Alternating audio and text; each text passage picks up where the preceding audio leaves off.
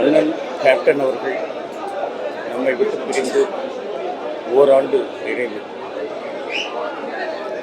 அதாவது எல்லாருக்கும் நம்மை விட்டு பிரிந்தாங்க, இந்த பூலோகத்தை விட்டு போனாங்க அப்படின்றாங்க.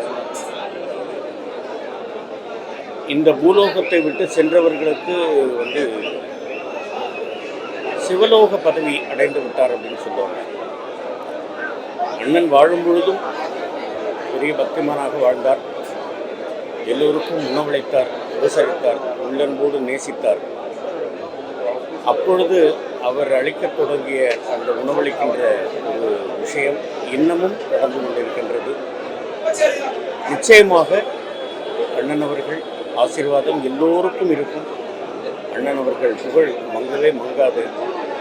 நினைக்கின்ற நேரமெல்லாம் யார் வேணாலும் இங்கே வரலாம், காக்கலாம், சாப்பிடலாம் அப்படின்ற ஒரு நிலையை ஏற்படுத்திவிட்டு அவர் இறைவனோடு கலந்திருக்கிறார்.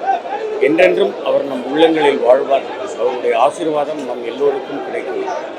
பாதகம் செய்பவரை கண்டால் நாம் பயங்கொள்ளலாகாது பாப்பா. மோதி மிதித்து விடு பாப்பா, அவர் முகத்தில் உமிழ்ந்து விடு பாப்பா.